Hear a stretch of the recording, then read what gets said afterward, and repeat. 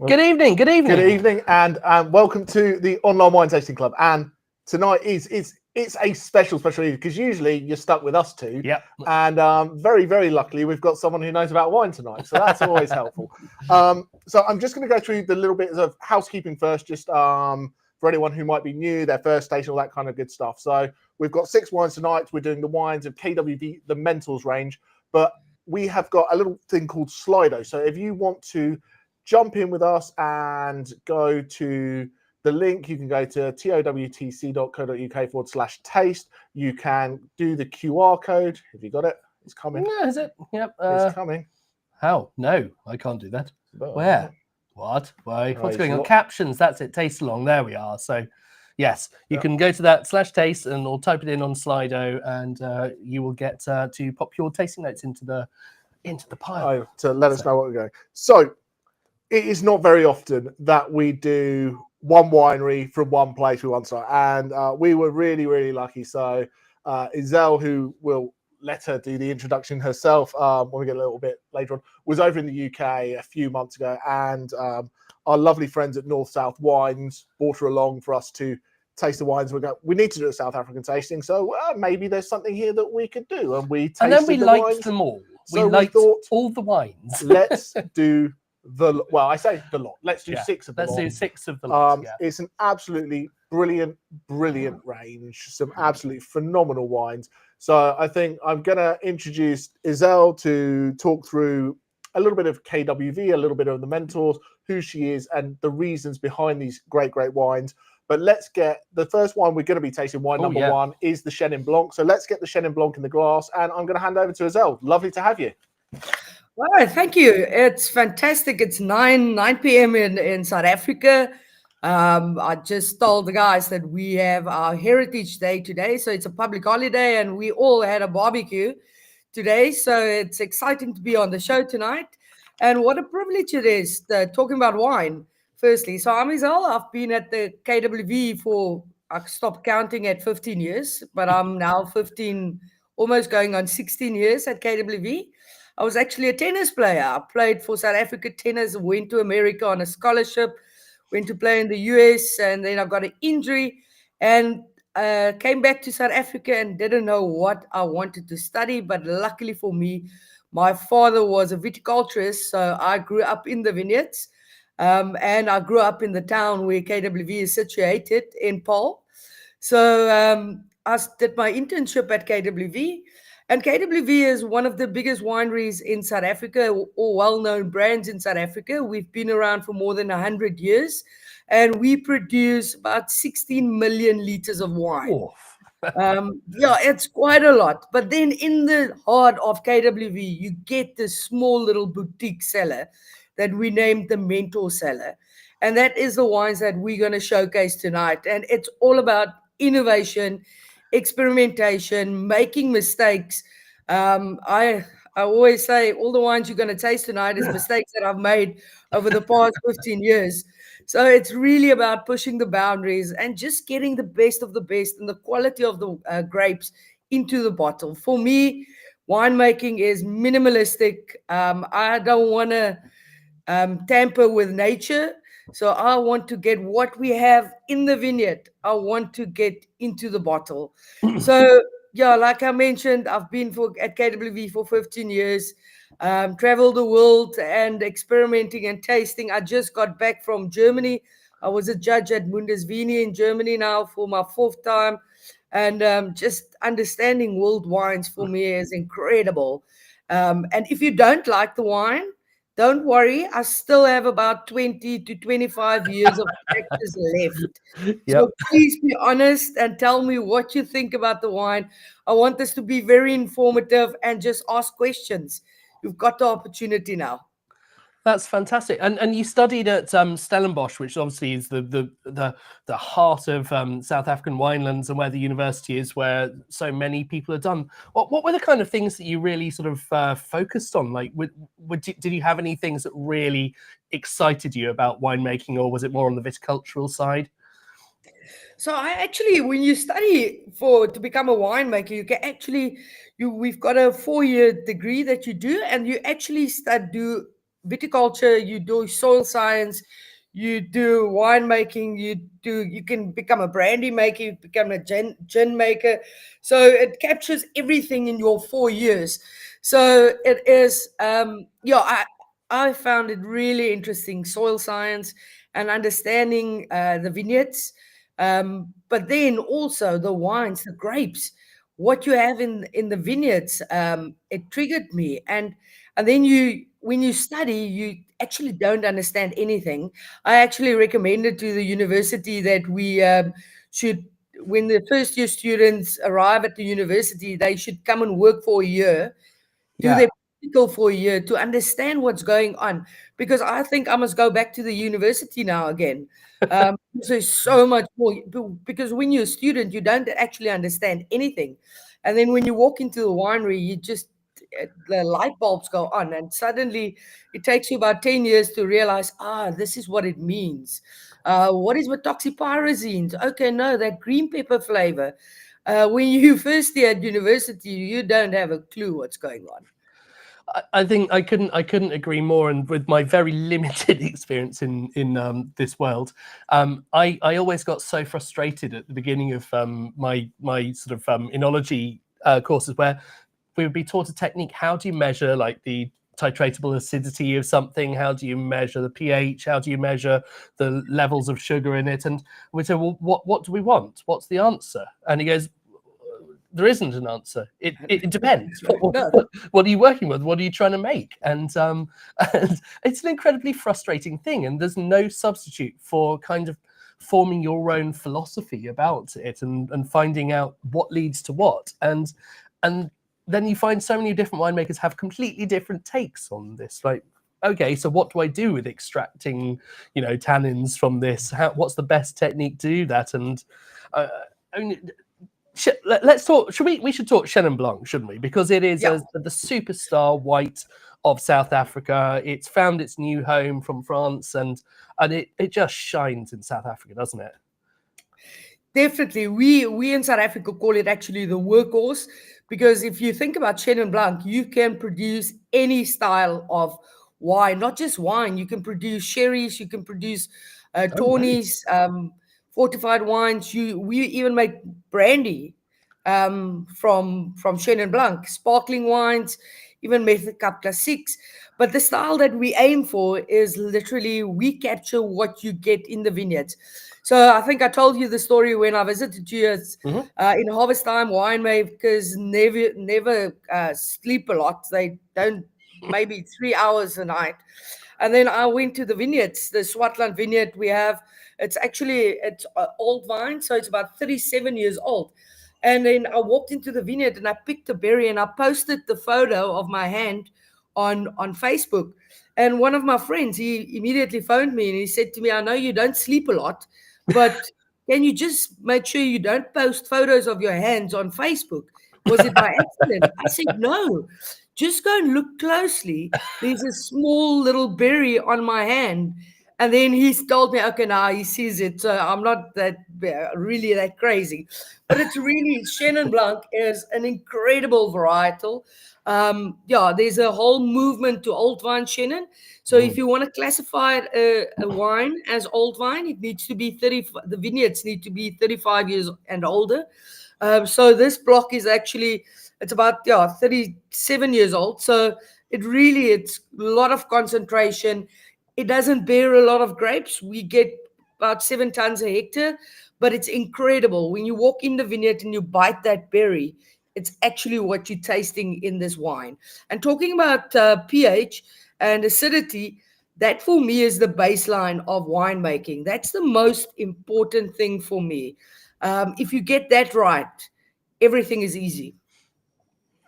That's really interesting. We've got Kathy's nephew, Jack, is doing a wine internship in Tuscany. I bet you will learn more on that internship than you would learn in a WSET course. Many textbooks. All textbooks, absolutely. So just as far as Chenin Blanc, because Chenin Blanc is, as we say, it's the workhorse. It's South Africa's most grown white grape. What should people be looking for? Because there's Chenin Blancs out there that are very simple, very light. I want to say wishy-washy, but I don't want to be mean to any, but much more commercially made. And then there's ones that are handcrafted. How easy is it, because in the old world, you've got vineyard designations, you've got certain place, and it's quite easy to see where the more premium wines are and where the less premium wines are. Is there a trick in South? Is there certain regions that are making better Chenin Blanc, certain places you should be looking? Is old vines key, or does it really depend what you want to be drinking? Because it's that $1 million question. What do you want at any time, I suppose? Yeah, so I didn't mention it. You get a lot of entry level, everyday, and nothing wrong with that, everyday drinking wine, because we also at KWV produce a lot of that everyday, easy drinking, just approachable wines. I always say, you don't say entry level wines, you say wines that you can open a bottle and drink 2 bottles. Then it's a everyday, easy drinking, lighter style wine, and that usually gives you a lot of guavas and almost apricots. It's more in a fresher style, and you'll also see the alcohol is a lot lower. When you go in South Africa, when you look for premium Chenin Blanc, it would usually be Swartland region or Stellenbosch region. Stellenbosch is exceptionally good. Or in Paarl, where KWV is situated, it's small. We call it achter Paarl or voor Paarl, behind or in front of the mountain. Okay. It's very Afrikaans. So, and the behind the mountain, a lot of times they'll put it on the label, and then Swartland, like our Chenin Blanc is Swartland, and it's just old vine, definitely an indication of good quality, exceptionally good winemaking, because the people that buy those grapes are really focusing on producing top quality wines. And for me, it's about price point. In South Africa, if you want to buy a good Chenin Blanc, you're gonna pay a bit more to get a quality Chenin Blanc. And a lot of people are focusing on Chenin Blanc these days in South Africa. It's probably the most popular varietal currently in South Africa. There are some superstars doing incredible things. I think Ken Forrester does some great stuff as well.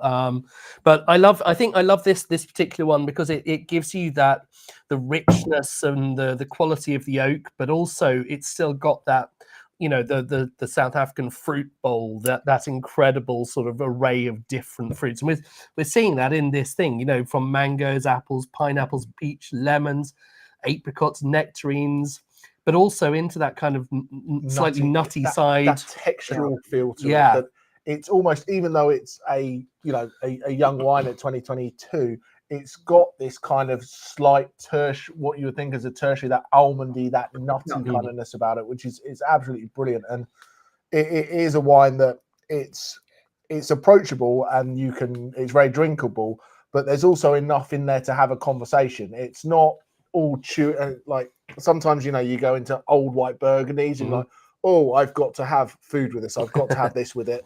This is really kind of approachable. It's got enough texture. If there's someone who likes a Chardonnay, it's light enough for someone who likes a Sauvignon Blanc.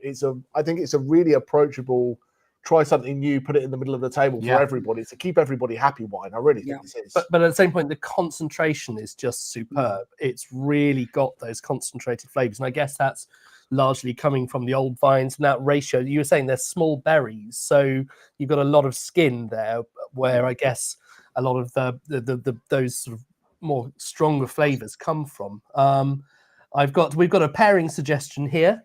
So lots of tropical fruits. Try it with some pan-fried halibut in beurre blanc with some garden peas. Sound good to you? Yep, sound perfect. I also see a question. Does it have lees aging? Yes, it's got lees aging. We leave it for about 9 months on the lees when we stir it regularly. So the first month we will stir it up twice a week. And then as it goes on, we will just taste it every month and decide how much time we want to keep it on the lees. But it all depends. If we're fortunate, we leave it for 9 months on the lees. If we're not, we usually taste it every second week to just make sure that you don't it becomes very reductive very quickly. I always say tasting is the most important thing about winemaking. If you don't taste, you won't. If there's a mistake or something goes wrong, you can miss it totally. So for me, in harvest time, tasting 3 times a day. When you go into aging, I taste all the barrels at least twice a month. And then I taste every single barrel, not just a batch. Yeah. You need to understand if something goes wrong, you need to be there, and you need to make decisions while you're tasting. It's like some years you can keep it for longer in oak. Other years you can't keep it in oak because it's extracting too much. So all depending. I always say we're working with nature. It's a live product. So you need to be engaged with the wine. That's really interesting. And do you have to do you tend to do a sulfur add before you do that lees aging process, or are you relying on the lees to do some of that antioxidants? So with the Chenin, we leave it almost for 3 months without sulfur, just to, because the lees is so. But then also you need to be so careful, because if you don't taste it, it can become oxidative, like with overnight. So Really? we taste it all the time, and then but we add small amounts, adding just like 5 parts per million, just to keep it healthy and under control. And does that depend on the kind of pH that you're seeing in the wine? Definitely. Now you're talking my language. So I get very excited about the acidity levels and the pH levels. This wine's got a pH of 3.2 with an acidity of 7, but you don't even taste the 7 acidity. It's so integrated, and the fruit purity is incredible. So it's all about managing your pH. And I always say we've got a saying in South Africa where you bend a tree when it's still young, but it sounds a bit better in Afrikaans. So it's like with the young kids. So you need to bend them and mold them into what you want to have. For me, that's adding tartaric acid on the grape. So everything you want to change in the wine, you need to do it immediately during fermentation. So we don't do any other additions to the wines during the year. We just add sulfur. That's all. That's it. So you hit it early on to get it adjusted and all balanced. And yeah, no, that's really interesting. I wouldn't have said that was 7 on TA. That's crazy. It just actually 7.1. 7.1. So it's quite high. And the thing is, the lower the pH, the better your aging potential and the less sulfur you need to use, because you work on molecular sulfur. Yeah. So with a pH like this, you only need about 20 parts per million free sulfur in the bottle to have it protected. And if you go under 10, you don't even have to declare it almost. Yeah. No, I think we're getting to the world where even some natural wines are at that sort of like 18 to 20 parts per million now. And so this is a very low intervention wine. And yet it's perfect. It's flawless. It's really great. And Jonathan loves it as well. Superb Chenin. So should we have a last look at let's the have a last notes? look at the tasting notes, and then maybe we can I don't want to move on. It's just delicious. I'm enjoying it. But yeah, no, I've got a bottle. You can take a bottle home. We have to move on to go through the tasting. Oh, okay. We'll still be on Chenin Blanc. Oh yeah, it's 20 minutes in. That's the difference of having somebody cool to talk to. Fantastic. Okay, I shall move the tasting notes on. We're going to go to Grenache Blanc and move the tasting notes on. And I love Grenache Blanc, and I just think that white Rhone wines and white Rhone wine styles are not even misunderstood. They just don't get enough love, because I think you hear white Rhone and people don't always know that is Viognier or Grenache or Roussanne or Marsanne or those wines that come together. So then when you see a Grenache Blanc on the shelf, people are like, what the hell is this? And it's not for me, it's not a grape that sits up there with Chardonnay or Chenin even or Sauvignon or Riesling. In reputation terms. It kind of just, it sits underneath, and you've got to be almost a bit of a wine geek and a bit of an insider to get and know of what Grenache Blanc is. But once you get it in front of you, I think people can fall in love with this style of wine really, really easily. So I'm going to pour this and hand back over to you to kind of talk through it, if that's okay. Who was that? We did a Grenache Blanc from was it Oliphant's? Oliphant's-Berg, yes. That's excellent as well. So, but yeah, it wasn't a style of wine that I knew much about. So I'm delighted to be getting to know it more. And I've had a few really cool ones from the sort of from California as well now, with Randall Graham and some of the people like in Paso Robles region doing some cool things with it. But it's just such an underrated grape. Yeah, so Grenache Blanc, we were actually the first winery in South Africa to bottle a single varietal Grenache Blanc, and it was in 2010, and we didn't, like, I was on Google how to make Grenache Blanc, because that's one of those varietals that you study at university. You get this book with all the varietals, but it's basically Sauvignon Blanc, Chenin, Chardonnay, Merlot, Pinot Noir. You know there's varietals like a Grenache Blanc, but what does it taste like? How do you need to make it? What do you need to do? So for me, Grenache Blanc is, I've done a lot of research on it. Incredible about this varietal is the berries is this big. It looks like table grapes. Wow. With Chenin Blanc, excuse me. No. Chenin Blanc, the berries is so small that you can barely see it. Grenache Blanc, it looked like eating grapes. And it's got such a thin skin that it's so sensitive to rot. So there's so many years that we don't have a Grenache Blanc under the label, Mentor's label, because you lose the whole crop because of rot. And it's so sensitive to start rotting. But this is, if the grapes arrive in the winery, it literally, you don't even want to look at the acidity. You don't want to look at the pH because it looks terrible. But adding a bit of tartaric acid, it reacts so quickly that it's incredible. This wine's got a pH of 3.1. I've had years where the pH was 2.9, better than French champagne, or the same as French champagne. So this wine is a 2022. It's a lot of, if you close your eyes and you taste it in the winery, it's a bouquet of flowers. It's just flowers, limes, citrus. But then when you get it in the bottle and you leave it, it goes into the style of a German Riesling, a Riesling style. It gets that bottle maturity with spicy food. This would be the best wine to pair with spicy food.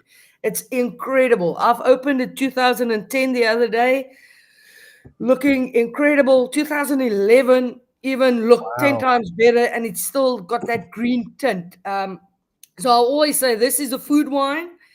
It's got that freshness and it's got that zippy acidity, but the complexity on the palate. We also do least contact on this, but a bit shorter. We do about 4 months on this, but it stays in barrels for 9 months. And we try to use a lot of older barrels and 500-liter barrels because I know new oak doesn't really work with Grenache Blanc because it's not that concentrated, not like the Chenin. It can bear the oak. Grenache Blanc is very overpower that, wouldn't you? It would just get lost and all that beautiful subtlety. Wow, that's really interesting. So there's those bigger oak barrels, more sort of older fills. That's really interesting. I've got a question that I'm going to. This is going to be really geeky. When do you destem this one? Yes, you do. So we do destem this. Yeah, because when I've tried doing destemming with larger, and we practiced with some table grapes, and it wouldn't go through the holes. So for anyone who hasn't seen a destemmer, you have basically this stainless steel sort of cylinder, a tube, and then you have these paddles which spin around, and they spin around inside this tube and keep. They push the stems along to one end, and the berries go out through the holes. But we were finding, at least with our crusher destemmer, it was the grapes were too big to go through the holes, so it just made a rotten mush mess of the entire thing. We were like, oh my words! But maybe that was probably because the equipment at Plumpton College. But there we are. Well, I think the reason, if you have bigger berries, so Grenache Blanc's got bigger berries, but the thing with Grenache Blanc, because this thing is the skin is so thin, the berries almost breaks while you're destemming it, and then it goes into. So we do a bit of skin contact on this, but not like 90 minutes maybe. Where with the Chenin we give about 4 to 6 hours skin contact, but with the Grenache Blanc we try to take it off I see someone said the color is a lot paler, and that the reason for the paler color is just because the pH is a lot lower than the Chenin. So it gives you more freshness, and no, that's basically the reason why the color is a lot paler. That's really interesting. Okay, I don't think I knew that. No, I certainly know that with one of the things that we were always told was that the effect of one of the effects of the sulfur is a bleaching kind of property, but and of course the sulfur is kind of driven towards its equilibrium by the pH. But that's I hadn't got a clue about that. That's very interesting. And someone else is we were saying we're heading into sort of slightly Gewürztraminer territory, which is kind of I think I get that. Yeah, that sort of lime character that's coming through, and yeah. So just while we're tasting this, because I don't want to go away from the timeline, I'm sit here forever. We mentioned earlier, KWV is a very big property, renowned, make lots of different wines. 15 million liters a year, something like that. Where does Mentor sit in this as far as volumes? And obviously it changes year to year. But how many bottles of Chenin or Grenache Blanc are we making a year compared to the standard KWV Chenin Blancs? Yeah, so very good question. So Mentors is our flagship brand. So it's the pinnacle of all the wines. So it's all hand selected. I go to the vineyards and we select with the viticulturist special portions, and I do even morning sunside picking, afternoon sunside picking. It's really, I'll go stand on the top of my car and take a photo of the vineyards, and then I'll do a drawing to select when the leaves are changing color, which part of the block I need to pick first. So it's very crafted, handcrafted wines, and it goes from vineyard to winery. It's all about selecting the best of the best. We always say it's got a 7-step selection process, where we do really intense selection. But looking at volumes, but the Chenin Blanc is, if we're very lucky, we do about 4,000 liters, about 6,000 bottles yearly. And then with the Grenache Blanc, the Grenache Blanc is, if we've done a few years, we've done like 3,000 bottles, then we get 1,000 liters, then 1,500 liters. It's really small quantities. So it's, if we're lucky, we get about 3,000 liters, 3,000 bottles of the Grenache Blanc. So the volumes is really small quantities compared to our other brands. If you look at Chenin Blanc, if you go to our classic range, it's our core brand that you'll get in all supermarkets as well. That will go out to 1.5 million bottles. So it's like slightly different, yeah.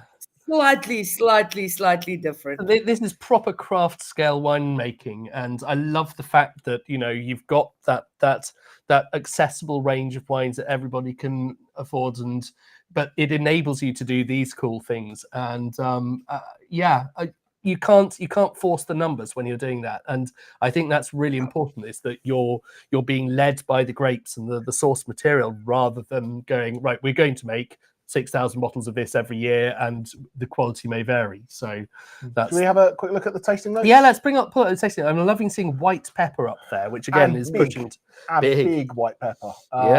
And it just showcases, the complexity. There's more and more tasting notes come in. There's more and interesting things. Chamomile, almonds, the white pepper in there. Yeah.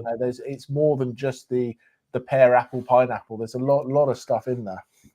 The quality really does shine through in these wines. It's brilliant winemaking. That was what hit us when we had our tasting in person. So, which are people's favourites so far? Are you more of a Chenin people or a more Grenache people? Let us know in the comments, and we'd love to hear. It's just great. So with this one, you're saying it's more the spicy food that you'd go with. Are there some South African classics that we should be having with Grenache Blanc from the Mentors range? Food wise, I'm just thinking food wise. Yeah. So with the Chenin Blanc, yes, I don't know if you know Bobotie, would go really good with this Chenin. just because it cuts through that. It's almost like a spicy. It's also spicy, but it's not as hot and Yeah. on the palate. But the Grenache Blanc, yeah, it can go with any style of curries. Malay curry that's very well known in Cape Town. Yeah, Cape Malay. With any smoked fish or any fish. In South Africa, we eat quite a lot of fish that we do on the barbecue. And it's incredible. It would just go with that creaminess and the texture. But what I usually do at home is the Grenache Blanc I love having when we have any creamy pastas.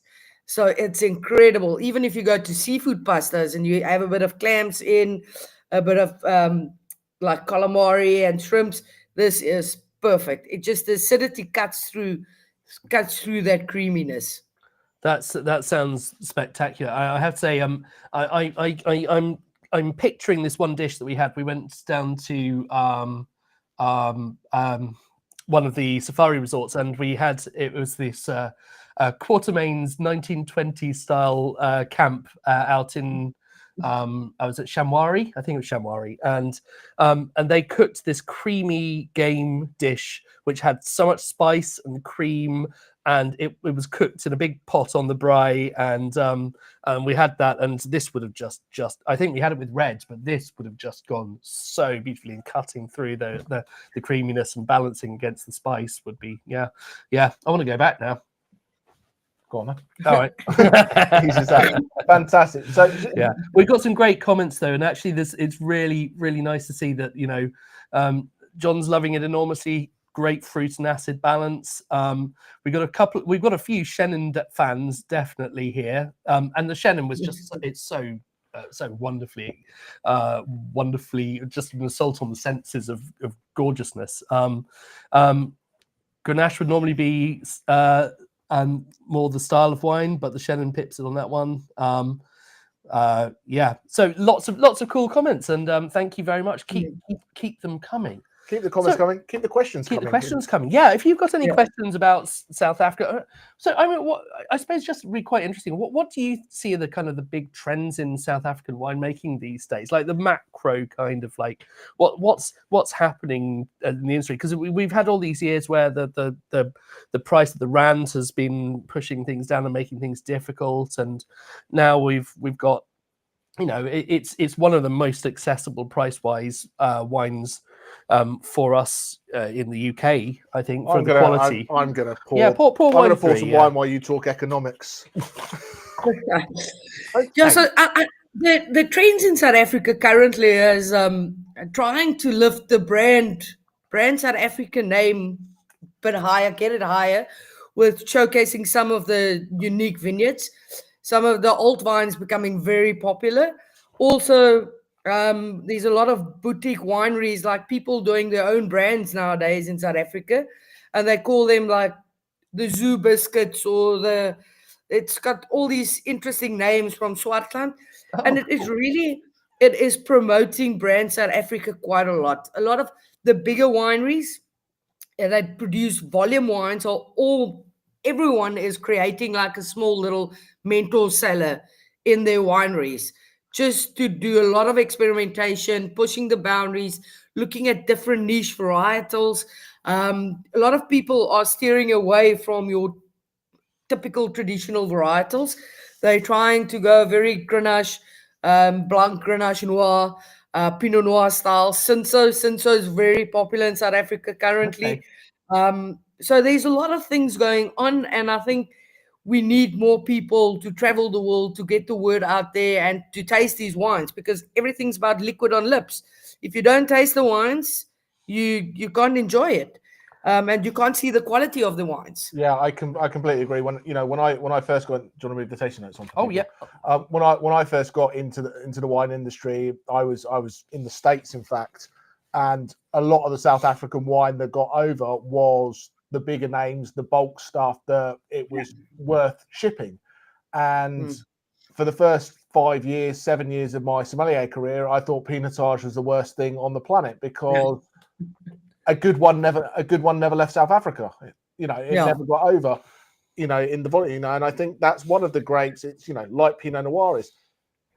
There's not good cheap ones. Good and cheap and Pinotage don't really go together. Like good and cheap and Pinot Noir, you've got to spend a decent amount of money on it, but to be able to export and get that volume. And what I love about, you know, wineries and wine brands that have these tiers and their levels, they've got the workhorse that you can make 1.5 million bottles, and that does that to enable cool stuff and progress and new things to happen.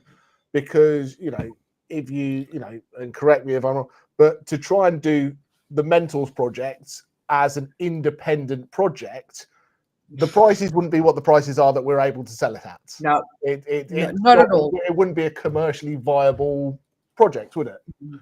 And I think that's what's really important. And I also think, you know, as we dive into Cavallon, I think do we have to? Oh no!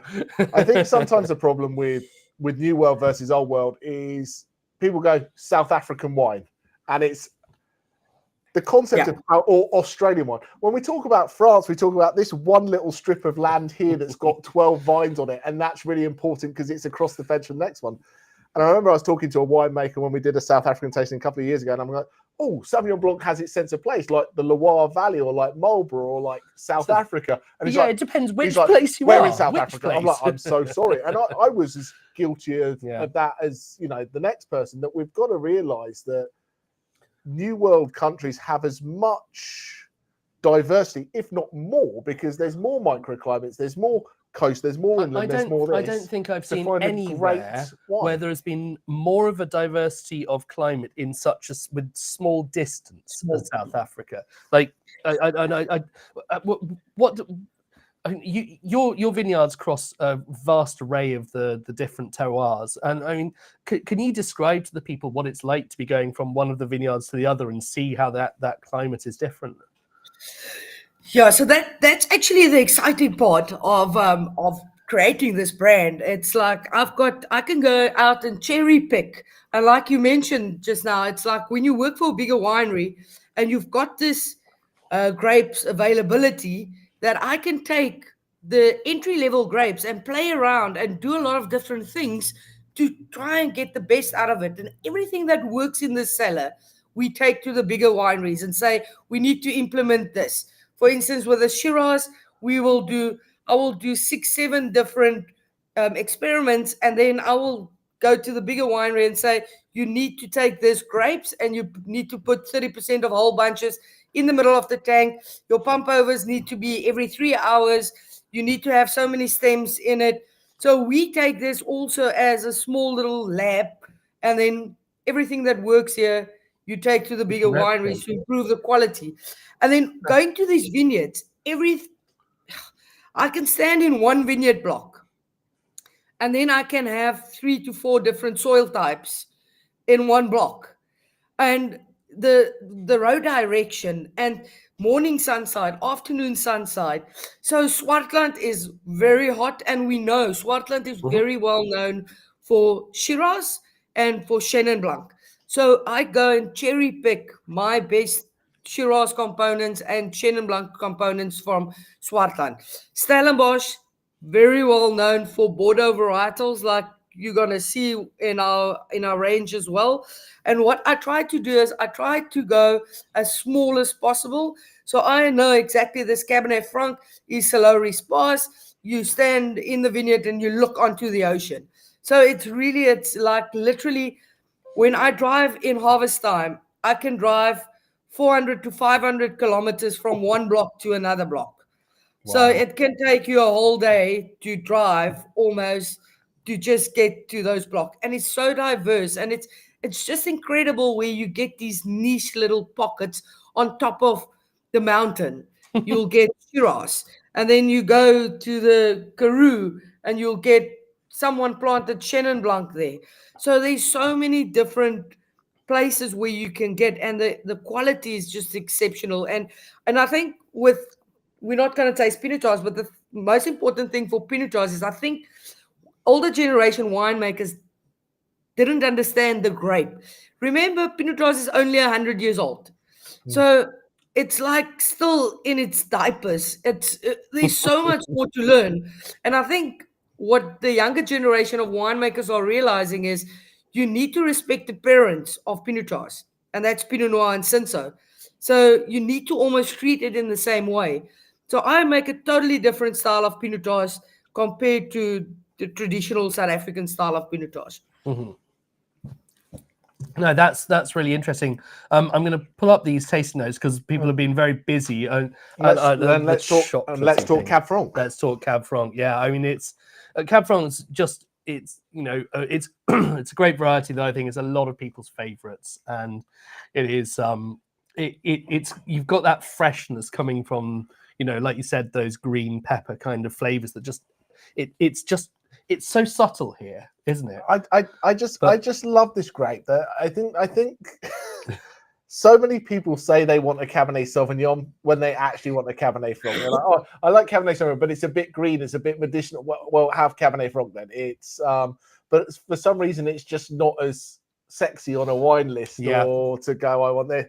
I think people lose out a lot because they go after Cabernet Sauvignon when they should be going after the Cabernet Franc. And I think this is it's absolutely brilliant. We've got a pairing recommendation as always from the wonderful Finn. Duck à l'orange with rosemary and thyme, sautéed potatoes, and porcini mushrooms. Yeah, you're making me very hungry right now. I like how specific these always are. They're great. They're fantastic. Will we have Pinotage in our shop? We can do. Do you know what? If you want to say you'd like to get 6 bottles of Pinotage in, we'll get some from our friends at North South. So yeah, absolutely. It'd be great to taste that, wouldn't it? Yeah. Yeah. So the Cab Franc for me, it's one of my favorite grapes to work with. We've got a few specialists in South Africa that focus quite a lot of Cabernet Franc. And it's become very trendy in South Africa. I think in South Africa, people would rather take on the wine list take a Cabernet Franc than a Cab these days, because the curiosity of what is this. And for me, it's like you get the two world styles of Cabernet Franc. You get more your Loire style, and then you get what they produce in Bordeaux for blending. And for me, it's always I try to do 2 different pickings in the vineyard. So I do a bit of a lighter style, and then I do very ripe style. And then I play around to get the blend perfectly, to combine that more red fruits to more plums. And then you always get that almost dusty road, pencil shavings. We always joke about people saying pencil shavings because have you ever tasted pencil shavings? I've smelled them. I haven't tasted that many. But my children, though. Ask my children, yeah. that dusty road, but the complexity. So 18 months in barrels, this wine, it's just, I can even leave it for 24 months. It just keeps on getting better.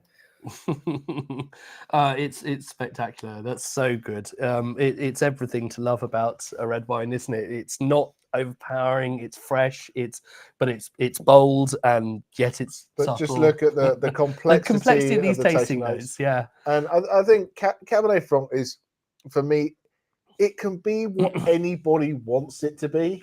Does that make sense? That if I sat there, because I can make a case for anything, I'm like, I want something that's bold and rich and spicy, I'll drink Cabernet Franc. I want something that's perfumed and delicate, I'll drink Cab Franc. I can always make a case for drinking Cab Franc.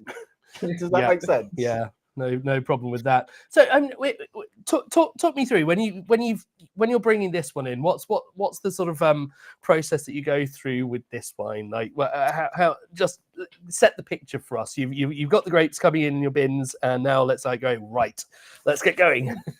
So on the red side, it's a bit different than the white side, because the white is always very quickly in harvest. It's like arrive at the winery and it goes through the whole process of normal white wine making. But with the reds, we do a bit of a more sorting.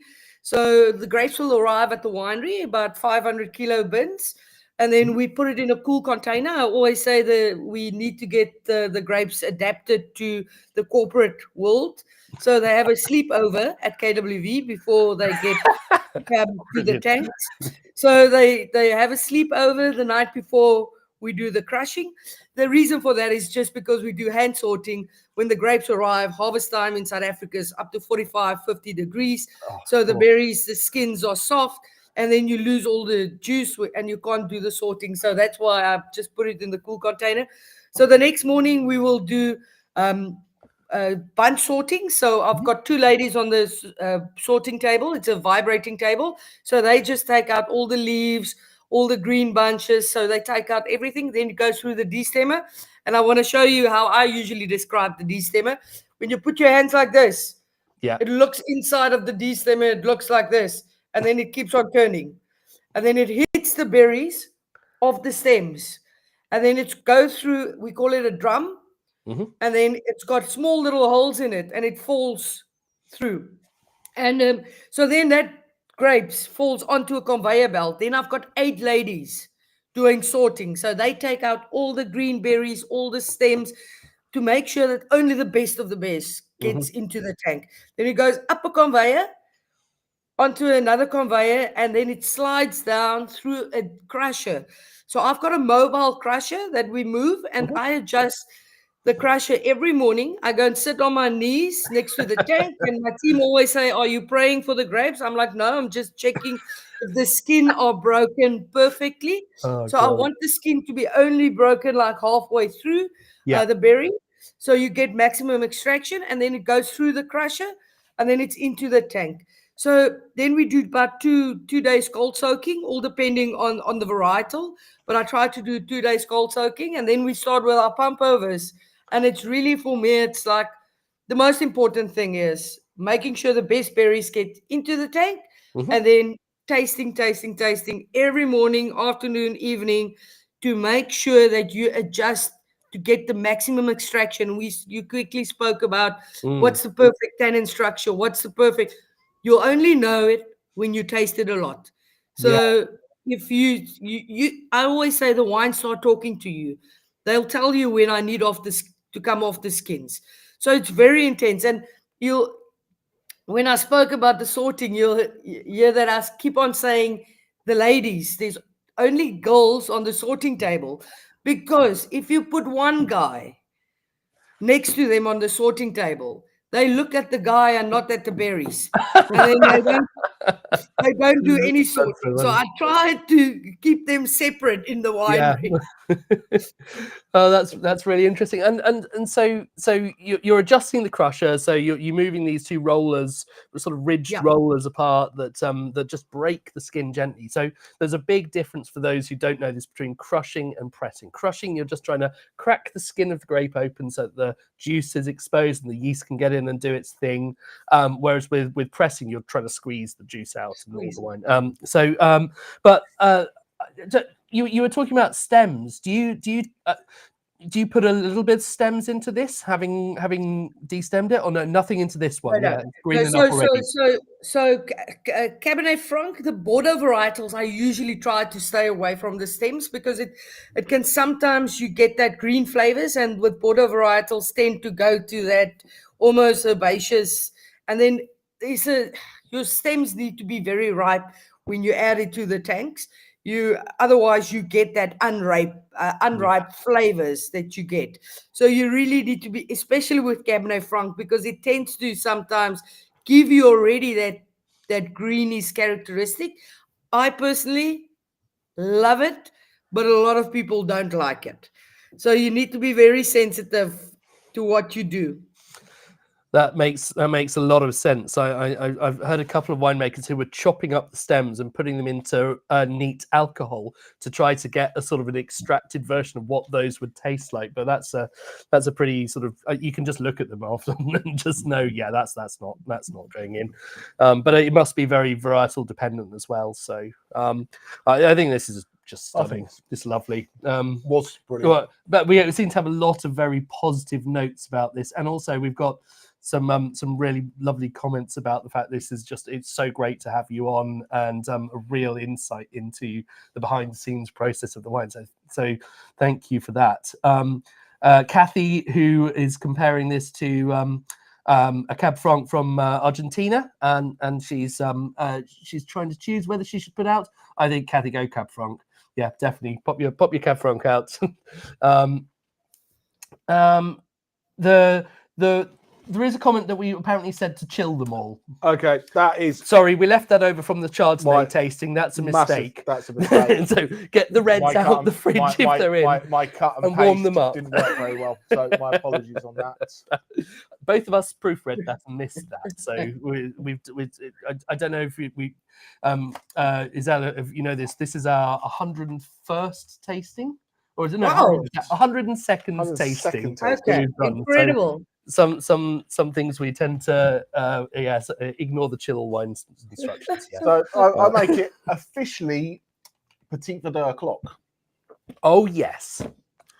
So do you want to move the tasting notes on? Let's move the tasting notes. Well, I tell you what, we'll Yeah. have one last little look at that, because I mean we've got all those wonderful concentrated fruit things, the cherry side, that those darker fruits. But I also love the fact that we've got clove, Worcester sauce, and spice, and those menthol, leafy kind of characters. So you've got such a great spread of different clusters. And when we're looking at, as we have done in previous days, these whole sort of the kind of fruit clusters, you can see we were getting some of those sort of violet rose like things. We're getting some certainly more into those sort of red and black fruit, but also herbaceous, herbal, spice, and fruit, you know, a variety of different ripenesses of fruit. And then you start getting into the secondary things, and we've got, you know, it's not overloaded with secondary characteristics, but it's there.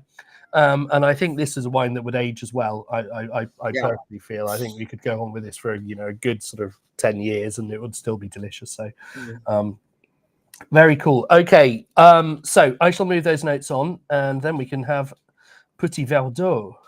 See, I've got to put a note here, Daria. You've been with us long enough that you do know that you know better than us, so you're correct. That's brilliant. Yeah, we got this out the door. Was it on Monday for the tasting packs? Because we are currently, our job is to make 150,000 pouches of wine in the next 30 days. So we have a lot to do. And, so yes, apologies for little slip ups like that, but it's still good to have these moments. And we're in Advent calendar season over here. Do you have wine Advent calendars in South Africa? No, not really. Not yet. Not yet. Not yet. Okay, so Petit Verdot, right? So this is a Bordeaux blending grape as well. Yeah. Am I right? So Bordeaux blending grape generally. I saw when I lived in the States, I saw a little bit of single varietal Petit Verdot. There's a little bit in the south of France, but there's not many places doing Petit Verdot as a single varietal, is there? And what is it about in South Africa that makes it ideal for being a single varietal wine? Is that something you want to do, or is it that it was playing around with it with mentors that go, oh, this actually works? Yeah, so in South Africa, there's also not a lot of 100% varietal Petit Verdots. So I think we were almost probably one of the first to do that as well. And it's just because it's such an incredible varietal. The thing in South Africa is it's become our secret weapon that you put in every single blend as well. But in France, they have a very short harvest, and they don't have a long ripening period for the grapes. So Petit Verdot, where Pinot Noir is the first grapes, red grapes that you pick in harvest time, Petit Verdot is the last. So it takes quite a long time to ripen. And then if you don't get it ripe, you get all these small little green berries, and it tastes like methoxypyrazine, that green pepper, green flavors. So in South Africa, we're very fortunate. We harvest for 2.5 to 3 months' time. So we get the Petit Verdot to optimum ripeness. We have a lot of heat so that skin gets soft, and then you get maximum extraction. But I always say, if you want to make any wine better, add 5 or 10% of Petit Verdot. Because if you need color, add Petit Verdot. If you need fruit, add Petit Verdot. If you need structure, add Petit Verdot. But you need to understand that this varietal, if you want to bottle it as a single varietal, you need to treat this varietal different than if you want to use it in a blend. So if you want to use it in a blend, you get maximum extraction of everything. So you work the cap hard, like do pump overs, a lot of punch downs to get maximum color, maximum tannins, maximum fruit. But when you produce a single varietal Petit Verdot, you need to be very cautious, not working the cap too hard. Just minimize the extraction of tannins. Make sure you get the right fruit profile. So you need to almost have a bit of gloves on and work a bit softer with the varietal. That is absolutely fascinating, because I've I've always wanted that, because I've heard winemakers who've said that, you know, you could put 1% Petit Verdot into a blend and it can have a real lift on the aromatics and on sort of florality, and it does. But that just shouts out to me, this is something that would be overpowering on its own. But that, of course, that makes sense if you're much more gentle with it when you're making the single varietal and you're not punching it down super hard and pumping over like multiple times a day. And I guess, you know, one of the things about that whole extraction process is, as the alcohol levels rise, you've got to be even more gentle to stop because the alcohol is a solvent, it is pulling those things out even more. But this is a beautiful wine. Sam certainly agrees there. So Cabernet Franc and Petit Verdot has always been my two favorite varietals to work with, just because it's quite challenging to produce a really good Petit Verdot on its own. The interesting thing in the winery, just a fun fact, is where it takes us to do sorting of Cabernet, Pinot Noirs, Shiraz.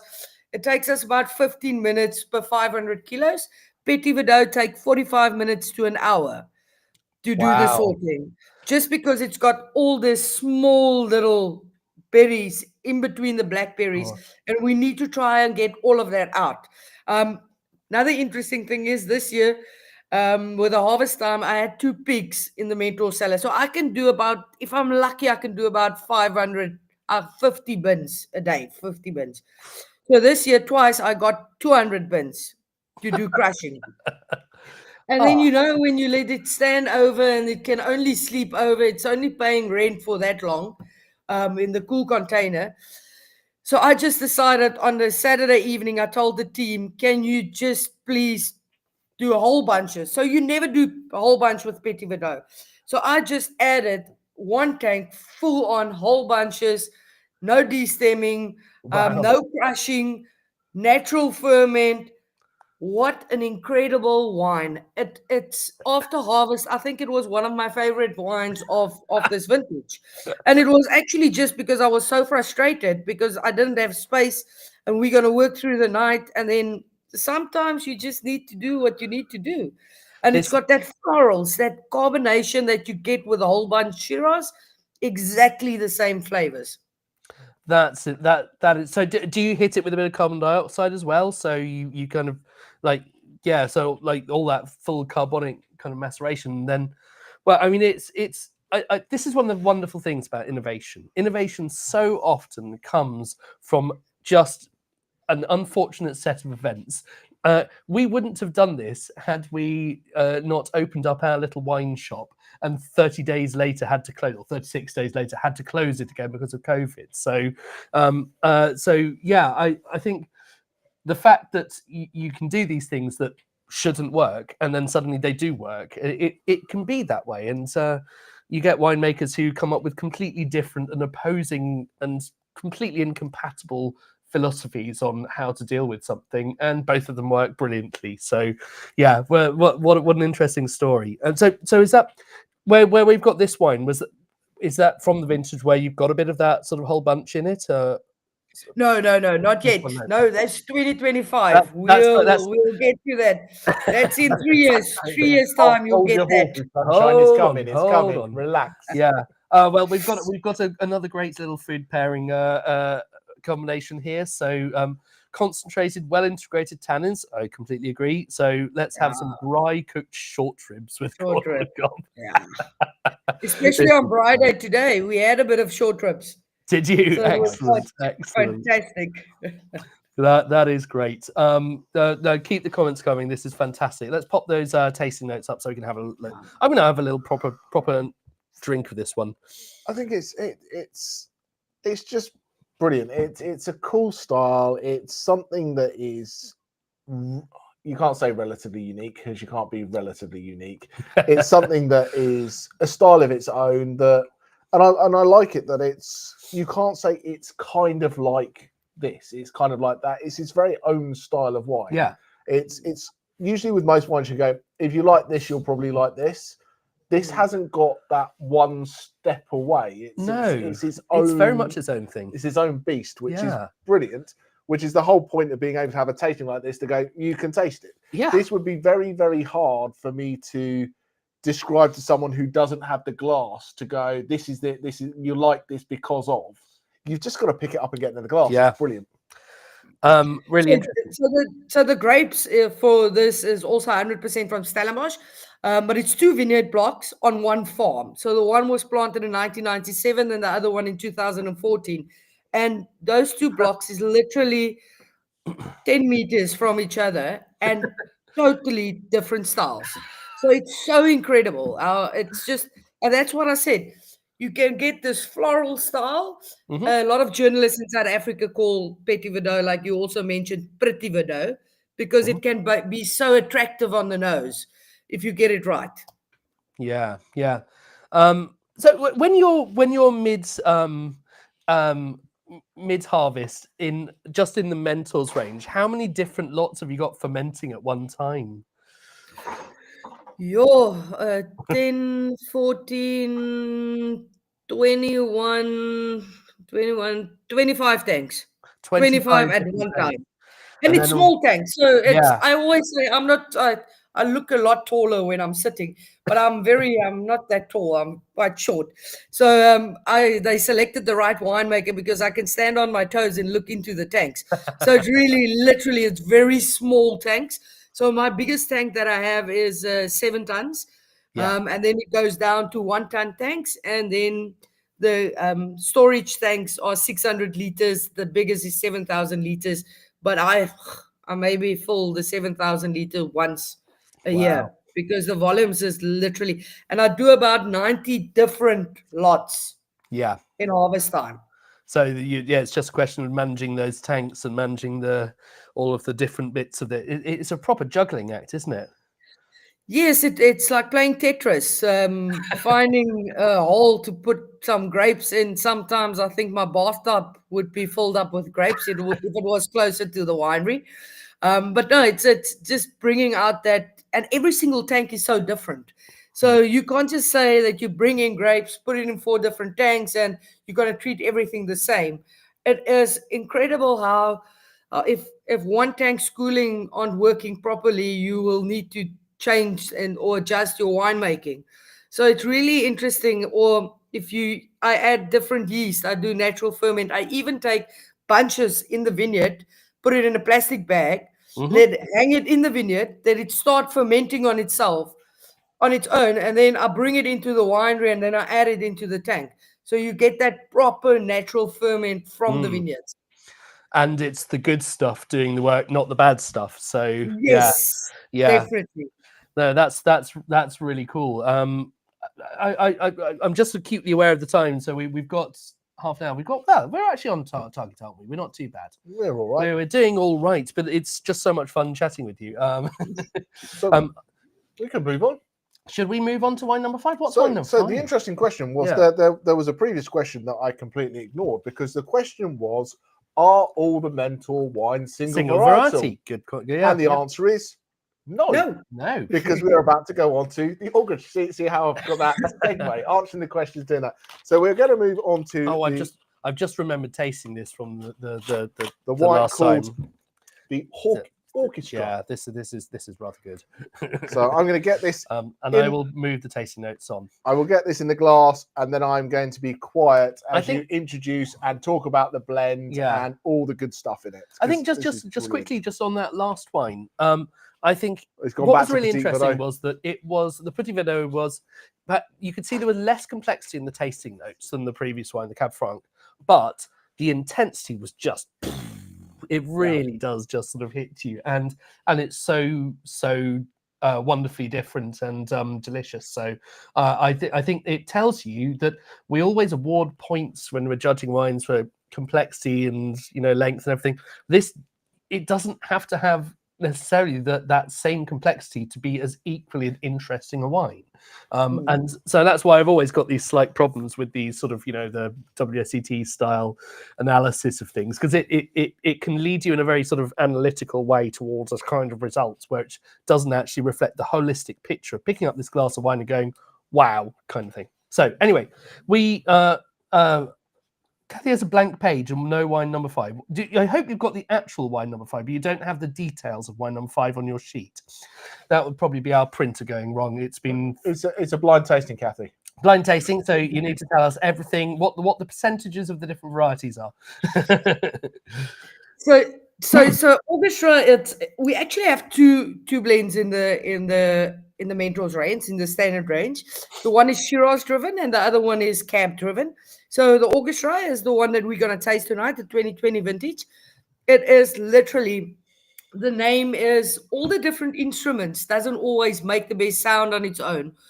The same with all the different Bordeaux varietals doesn't always make the best wine on its own, even though we try to do single varietals of all the Bordeaux varietals. But it literally, when you blend them together, like an orchestra, putting all those different instruments, it is incredible how you just get the complexity. For me, this is the most difficult wine to finalize. So what I do is, I'm currently now busy. Yesterday and the day before, I tasted all the 2024 vintage. So I do the selection of, I taste all the Pinot Noirs, all the Cabernets, Petit Verdot, Cabernet Franc, all the different varietals. Then I select the best blocks. Then I taste every single barrel and make notes on every single barrel and allocate it to a specific wine. So I'll taste the Petit Verdot, I'll allocate some to single varietal, some to orchestra, and I'll do that by tasting every single barrel. So you can imagine with orchestra now, I've done all the different varietals and all the barrels that's selected for this blend comes back to the table. Then I'll taste all the barrels selected of the cabs. I'll make 3 small blends, select the best one. Do Petit Verdot on its own, Cabernet Franc, every single varietal, and then only I will taste the small blends and say, okay, Cab give me complexity. Petit Verdot give me the fruit and concentration on the nose. Cabernet Franc give me the powdery tannins. So I'll take every single varietal into consideration and then start playing around with different percentages. I'll get the vineyard team in, the viticultural team, all the other winemakers do a blind tasting that they need to rate the wines 1 to 5 or 1 to 7. And then I go down. It can take up to 3 weeks to finalize this blend on the bench. But yeah, for me, it's mostly Stellenbosch grapes and then a bit of Paarl grapes. So it's literally the Cabernet, the Malbecs that's from Paarl. So the blend is 39% is Cabernet Sauvignon, 25% is Petit Verdot, 14% Malbec, 14% Cabernet Franc, and 8% of Merlot. So in the past, I used to add like 5% of Carmenere, but unfortunately, we don't buy that block of grapes anymore. So it's unfortunate. There's only 8.5 hectares of Carmenere planted in the whole of South Africa. Wow. So it's really, really small. This wine's done incredibly well at sort of international competitions and South African competitions, hasn't it? Yes. We're tasting the 2020 now, but the 2018 was the first ever red wine to. So we've got one big wine competition in South Africa, Veritas, and then it's all the South African wines. It's like the red carpet for South Africa. You benchmark against that. And then at the end of the competition, they select the overall best wine of the show. And the 2018 one was the first ever red wine to win that award. And it was a 2018 vintage. We won it in 2020. And this is also the bigger volume, just because it's a lot of varietals. Yeah. So I produce of this wine all depending on the vintage, but like the 2020 vintage was 35,000 bottles. But last year I only made 3,000 bottles. Wow. So it all depends on, it's not, I think you've mentioned it before, it's not dependent on volume. No. None of these wines. So if it's not looking that good in the specific vintage, some years I will even skip a vintage, but it's all about the wine that's going on the table. So if it's 2,000 liters or 30,000 liters, the wine that's the best goes into the bottle. Have you ever thought about doing multi-vintage blends for this kind of thing at all? I love it when I ask a question like that. My head always go like this. Yeah. But if you think about something, you know I'm already busy with it. Excellent. Well, we can't wait to see the fruits of that labour. It's the thing which gets this kind of bad reputation in the still wine world, and yet everybody loves it in the sparkling wine world. So, like, what is going on there? It doesn't make any sense to me. But yeah, this is the first time I tasted this wine, I just fell in love with it. It's absolutely my style of wine. I love it. So it's Cabernet Sauvignon heavy. Is it Cabernet Sauvignon heavy every year, or does it really change a lot every year? Does it become, Merlot driven or Petit Verdot driven, or do you generally start with that and then the other grapes are the additions almost? Most of the years it's Cabernet driven. I've had 2 years that it was Petit Verdot driven. I don't think in South Africa I would tend to go Merlot driven. I think in South Africa we've got a few good blocks of Merlot, but it's not. We haven't figured that out yet, where to plant Merlot in South Africa. I think it's still work in progress, but mostly for me the three main varietals would always be Cab, Petit Verdot, and Malbec, because Cabernet Franc sometimes disappear in the blend. It brings a bit of texture on the palate or the powdery tannins, but the Malbec and the Petit Verdot and Cab is so overpowering that if you get that right, you need to get it spot on. I think the 2022 vintage is only four varietals. I took Merlot out, but it all depends on the specific vintage. So I can never tell you it's always going to be this percentages. I try to make it as easy as possible for tasting notes, but it doesn't work. Well, you can make it easy for tasting notes, or you can make great wine every year. Which one do you want? Makes sense. Yeah. So I've got another question, because one of the, so for those who, I'm going to pop myself up, for those who've been with us for a while, you'll be very familiar with the terms of things like fining and filtering. And fining is adding something to the wine to try to sort of strip something out, whether it's a cloudiness or whether it's a flavour that you don't want, and those kind of things. And it sinks to the bottom, and then you rack the wine off the stuff that's and with filtering, it's not so much about changing the flavour, but it's an important step for many wines. But do you tend to approach the like something like fining with when you do fining trials and things as a blend or as the individual components, or is it kind of a mixture of different techniques? He's gone so sorry, geeky. I've got geeky tonight. He's gone so geeky. No. It's a very good question. So interesting when we talk about fining, because on the whites you always need to do protein stability and tartrate stability, and you need to do fining, and you need to really focus on filtration, because it needs to be clear. So on the whites we go very traditional, what you need to do, and the whites is lot smaller batches, so it would literally be one batch that we do bench trials on and then add. On the reds, I actually don't do any fining.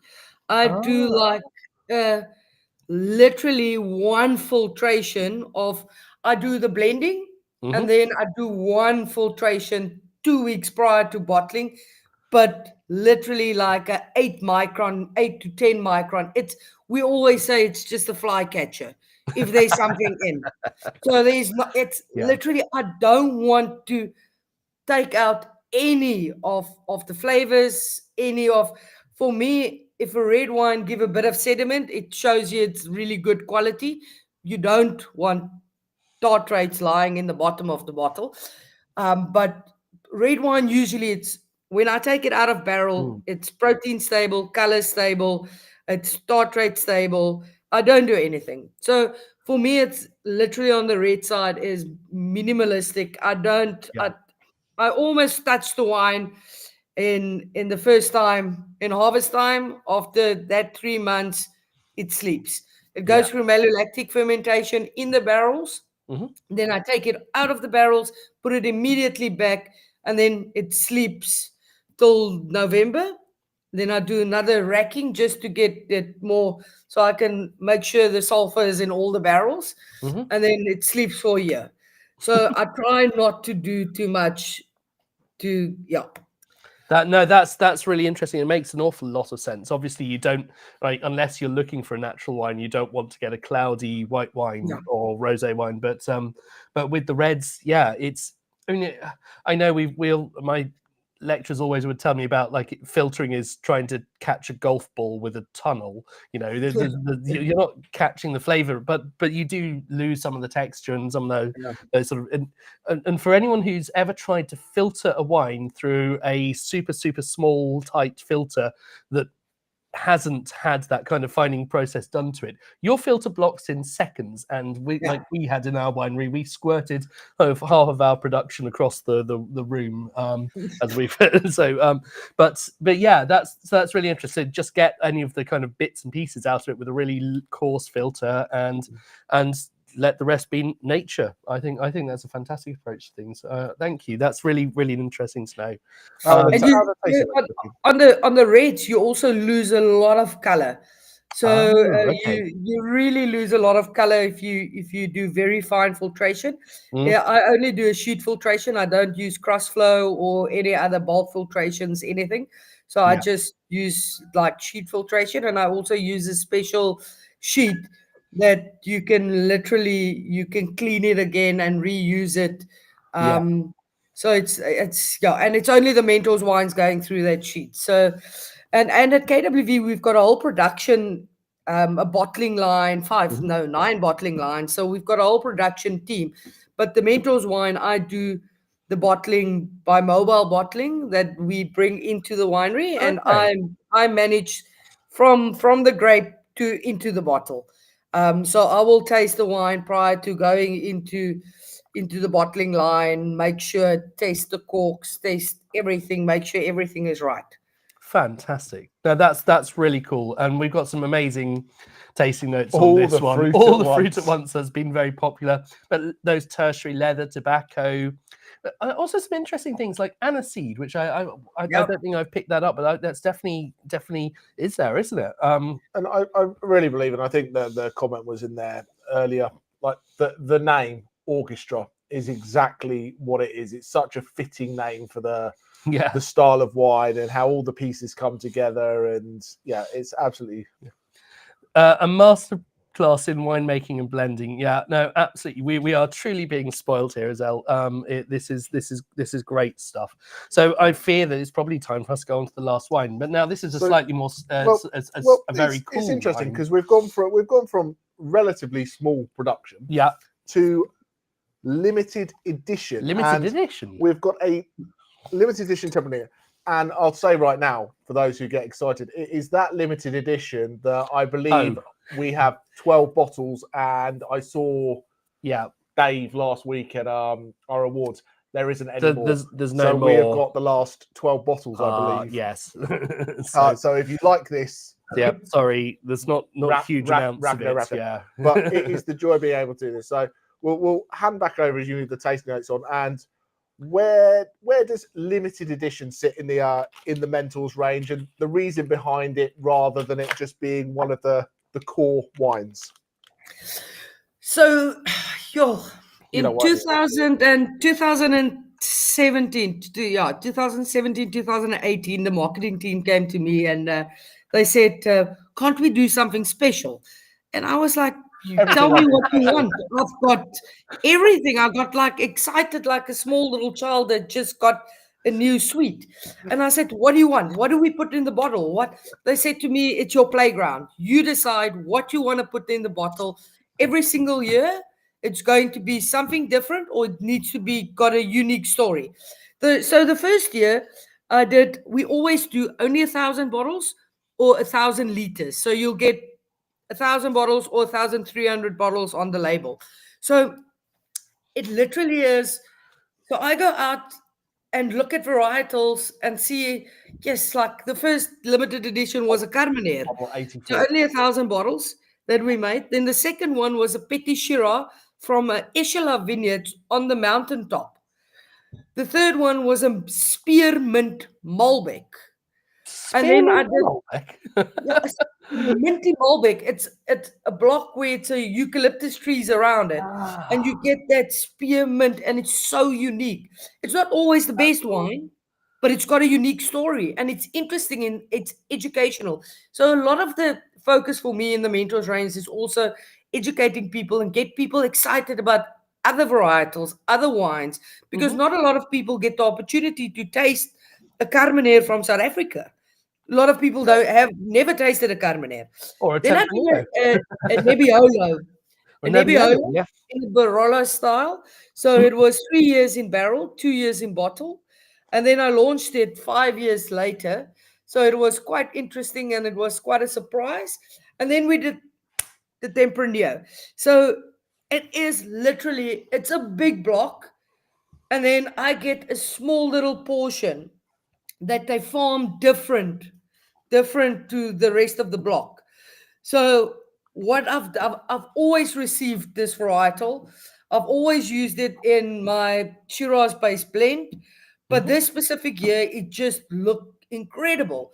And I read a lot of interesting articles and spoke to winemakers in Spain and Rioja, how they make the Tempranillos there.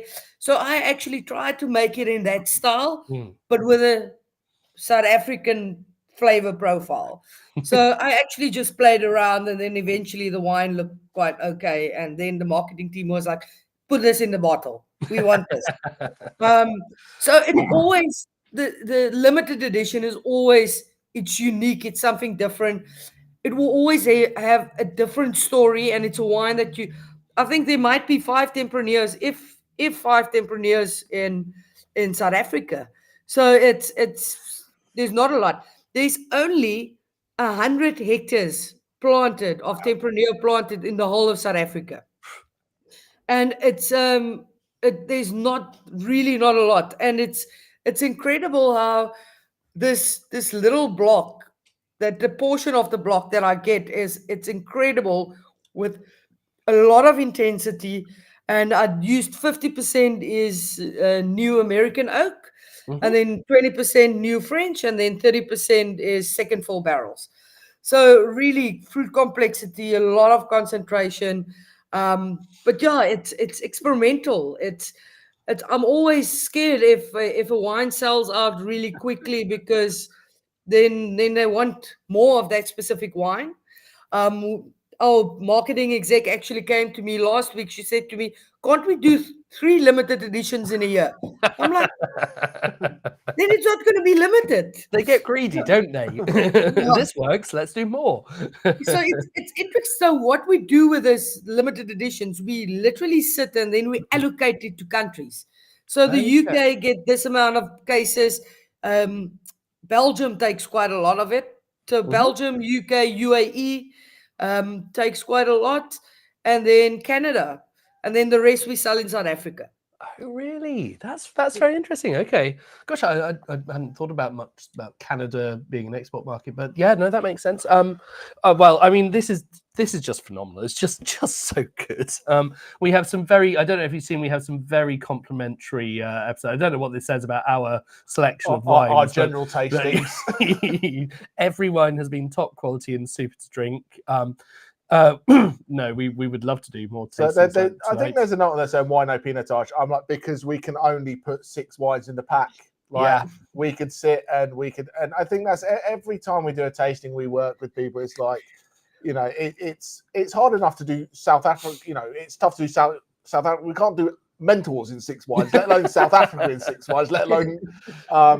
But you know what I'm hoping is that there's enough wines that, you know, if people like it, we could do another 6. And it's just a stamp of quality to say that, you know, this is Izele's taste buds that you are tasting and you're agreeing with. And we've always said, find a winemaker or find a wine critic whose taste buds you agree with, and that is the surest file method.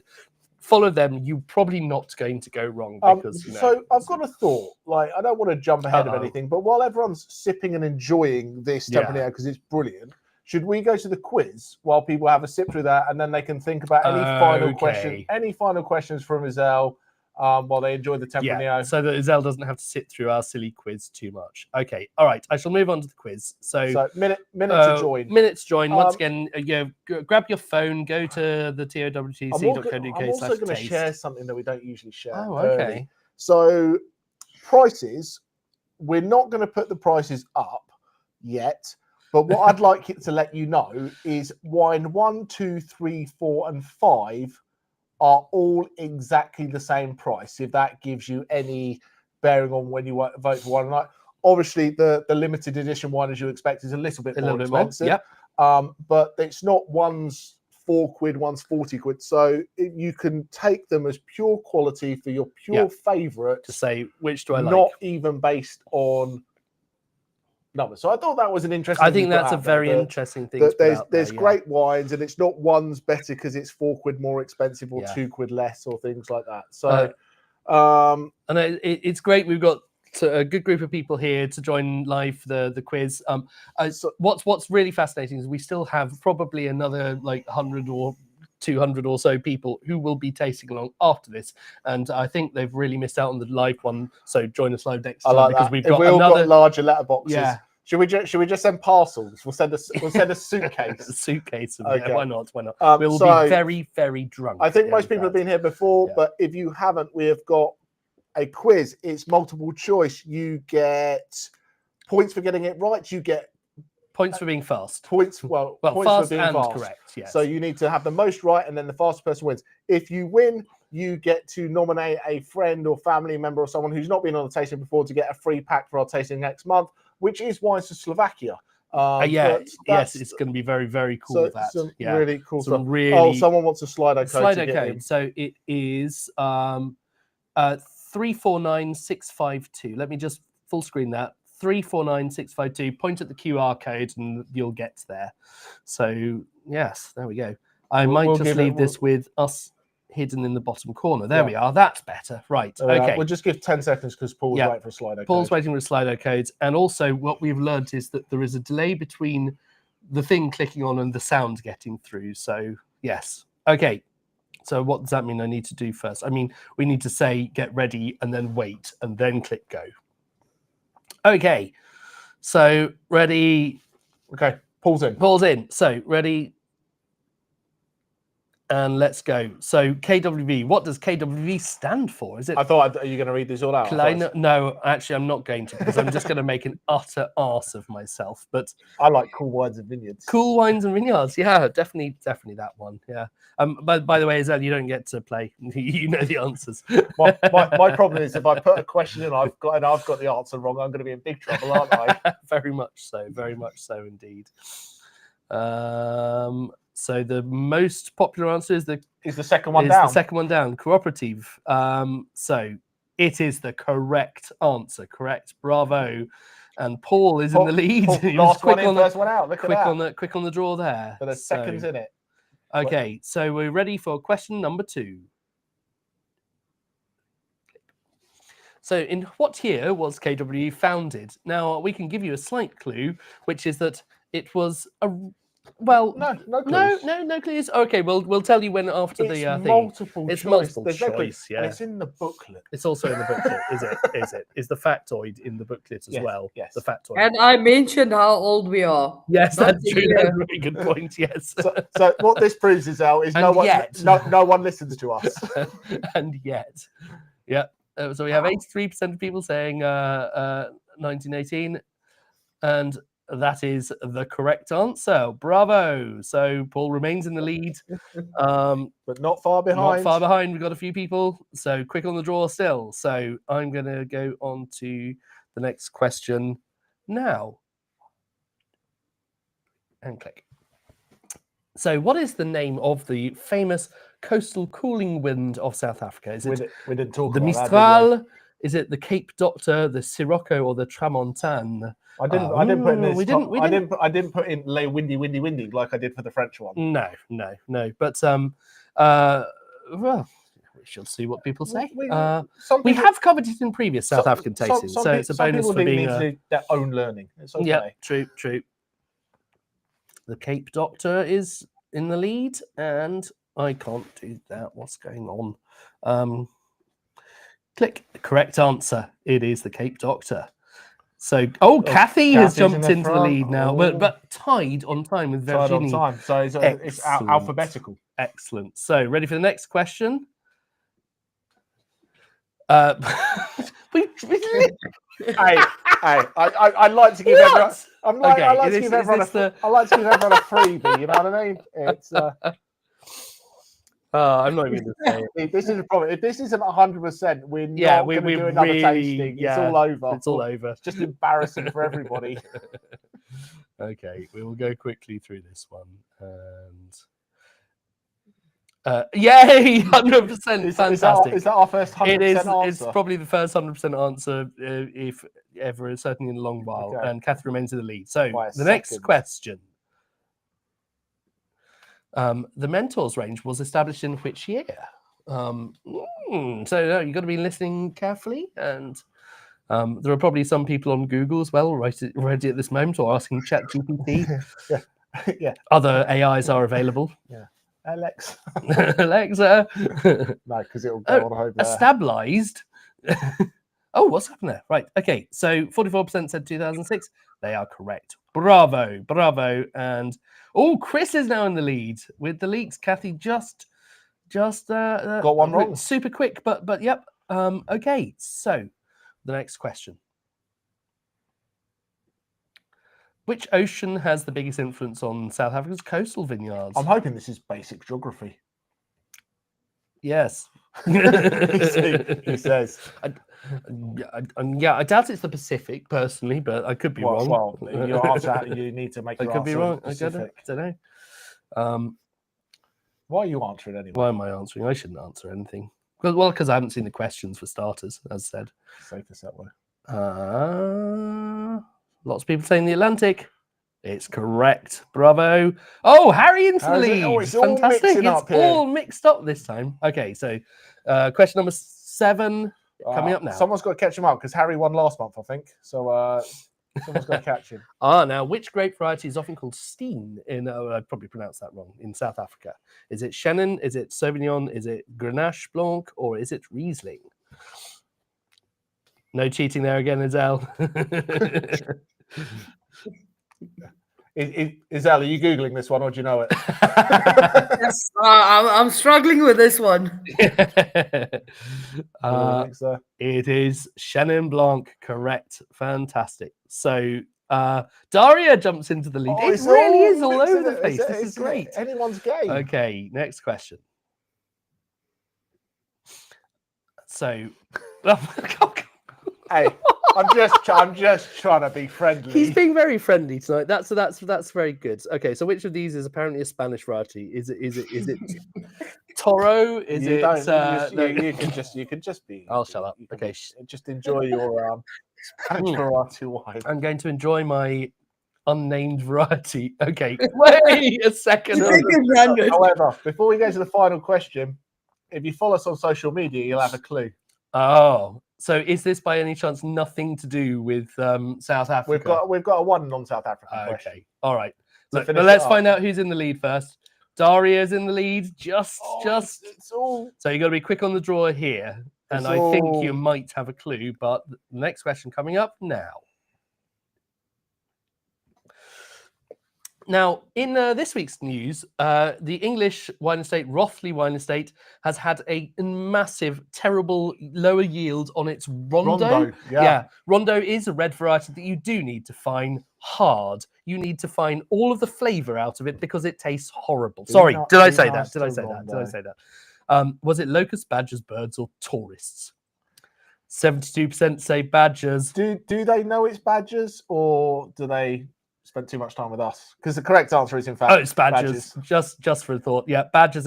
Daria wins. Fantastic. Well, congratulations on that. And sorry for the silliness. I think the only thing that remains is for our wine of the night. A wine of the night, and any final question. And final questions. Yes.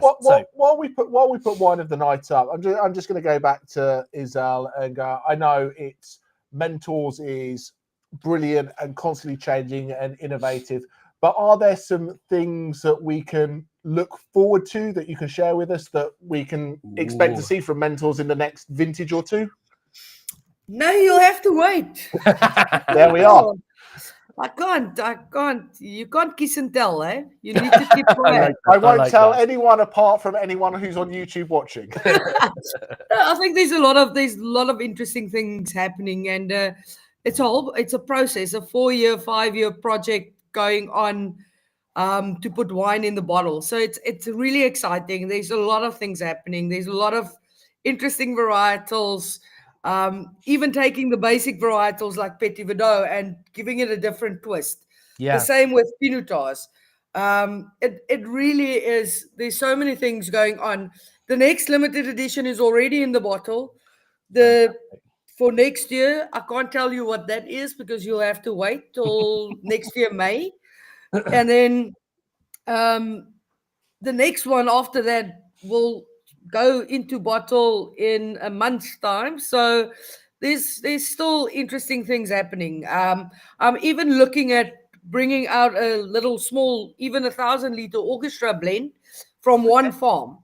Because they took out the vineyards where the Cabernet Franc is from, and a lot of the Cab and a lot of my Malbec come from that farm. So I had to go and source different blocks. But I've been working with the new blocks for 5 years now, so don't get a bit nervous that we're going to lose the quality. But literally doing 1,000 bottles of one specific farm and calling that this is the farmer's name with everything. So there's a lot of interesting things going on, but still pushing the boundaries, still trying to understand winemaking and the vineyards. That's the exciting thing about wine is we will never know anything or everything, or absolutely. And it's not like any other art where you get to just keep trying and keep doing it. You have to wait for another year to try again, and it throws these curveballs at you that you weren't expecting. And it's unlike any other kind of art on the planet, I think, and it's a magical thing. And we've to get your insights into it has been truly wonderful. Jonathan has been visiting KWV when he lived in Cape Town. Complete revelation, amazing tasting here. Really loved all the wines. One of the best tasting. Well, I think so we should probably have if we're talking about blowing people's minds, we should probably then put up the prices, shouldn't we? We probably should. And we'll pop up the prices first. And there we are. 20 quid. so yeah, especially for those who are a member of our regular club, the Wine Badgers, who've been saving up some money for a rainy day into your little sort of wine bank account. Now's a good time to go off and grab some. Once again, we have some stock here. Yep. I do have access to more stock. So if you want, apart from the Tempranillo, Tempranillo, we've got 12 bottles, but the other stuff we can get more of. So if you want more, let us know. But wine of the night, and I don't think wine of the night is fair because all the wines were brilliant. And I think if we did the same tasting tomorrow with another set of people, the wine of the night would be different. But I think this is what has been brilliant about these wines. So let's just have a quick look as what the favourite was for this evening. So first place, I'll give you first place and second place. The first place was the Chenin Blanc. So a real winner, a popular choice, a beautiful, delicious wine. And in second place was the Orchestra. And then frankly, to be honest, everything is is within timed. about Half a vote. yeah. So 6 for 6. Some great wines. Izele, it's been such a privilege, such a pleasure. We can't wait to come out and see you some point in person. And And like are there any last things that we've missed that we need to know about Mentors before we let you go on your holiday that you've shared with us? No. I just thank you for having me tonight. I think it was so much fun. I personally enjoyed it quite a lot. It's always fun drinking wine and seeing everyone's comments and getting to know what people like and what they understand and what we need to do different and what's the styles that people prefer. So it was fun. And whenever you come and visit South Africa, come and say hi at KWV. I'll take you on a cellar tour, and that's open for everyone in this tasting. If they want to join us and come and visit us at KWV, I will personally do a tasting for you and walk with you through the winery and taste some of the interesting things in the barrels. Then you can come and report back at your next and tell us what we need to put on the next tasting. Yeah, absolutely. Yes. No, that's brilliant. Incredible. Thank you go and buy much. some wines to show your appreciation for Izele's time. And we're so grateful for all of you for joining us, and especially for our wonderful star guest. We look forward to seeing you next month for the wines of Slovakia. Yeah. So thank you so much, and a wonderful evening to you. We will see you very, very soon indeed. Have a great night, guys. Have a great night. Cheers.